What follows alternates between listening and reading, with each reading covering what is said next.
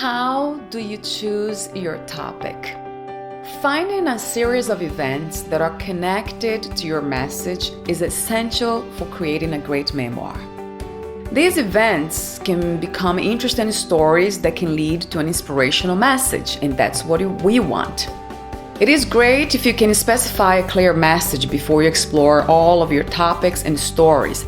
However, sometimes, simply by writing the most memorable and significant events of your life can reveal that message to you. Keep that in mind. When looking to find an interesting topic for your book, it's important that you make this transitional connection.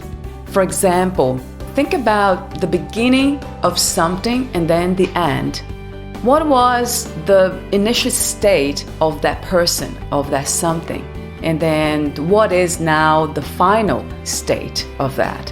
For example, you come from poverty to wealth, and then resentment to forgiveness, depression to happiness, fear to courage, self-abuse to self-love, disbelief to acceptance, anger to kindness, greed to contentment, hatred to compassion, betrayal to honesty, ignorance to wisdom, intolerance to patience, discouragement to joy, stagnation to transformation, shame to grace, confusion to understanding.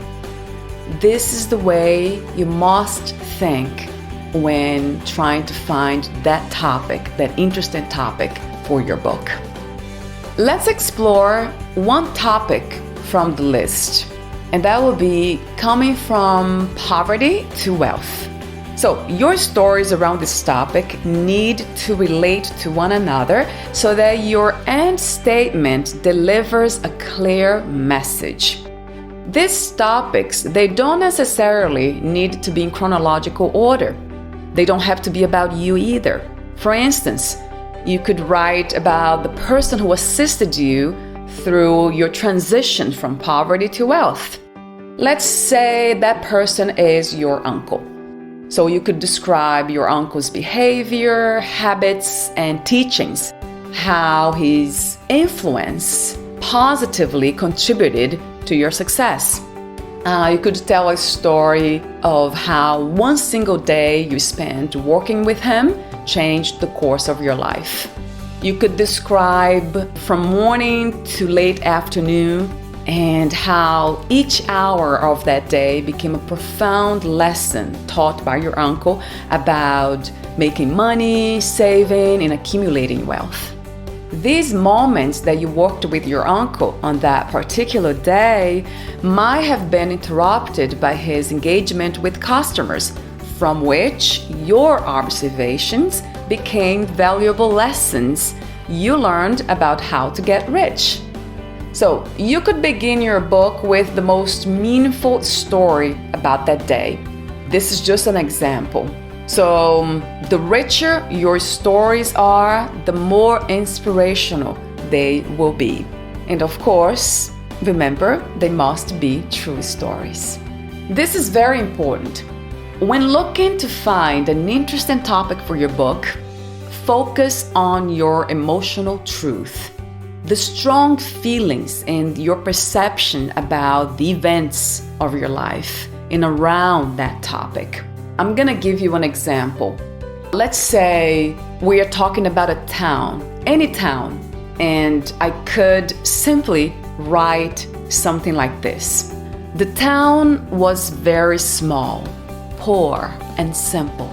There was plenty of vegetation surrounding it, and everything seemed to be where it belonged, but the drought wouldn't let it stay green for very long. So as you can see here, I have no emotional connection with this town whatsoever. No feelings, I'm just describing the space as pretty much as it is. But let's see now when I write with feelings, with emotions about this town. The town is not on any tourist maps, and even today, there are no recommended places to eat or sights to see. Its narrow, unpaved streets didn't want it to be more than what they were. The vegetation was grateful when the seasonal rains revived the landscape. Even the grass, which died before this glorious bath, didn't complain about how hard it was to live. It was simply living the life it was meant to live. Neither happy nor unhappy, but alive. Did you notice the difference? So, now the second example, I describe that same town with a lot more emotional truth. They are feelings.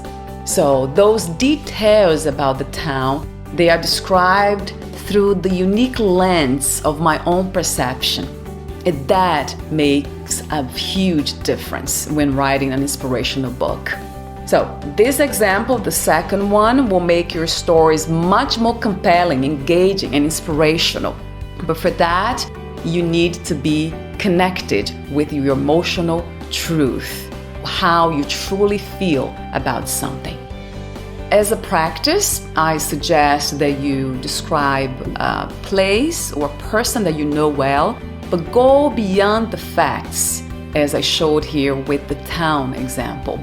So let your feelings do the writing for you, and that cannot fail. It's a sure thing to work when writing an inspirational book. I also encourage you to go back to that list that I provided in this lesson about that transition from one state to another, from an initial state to a final state. From poverty to wealth, from depression to happiness, from fear to courage, and etc. Try to understand also that concept when thinking about your entire book. Next, I'll teach you how to write and craft your outline. And this is where you take all the elements of the previous lessons, combine them, so you can start designing your inspirational book. I'll talk to you soon.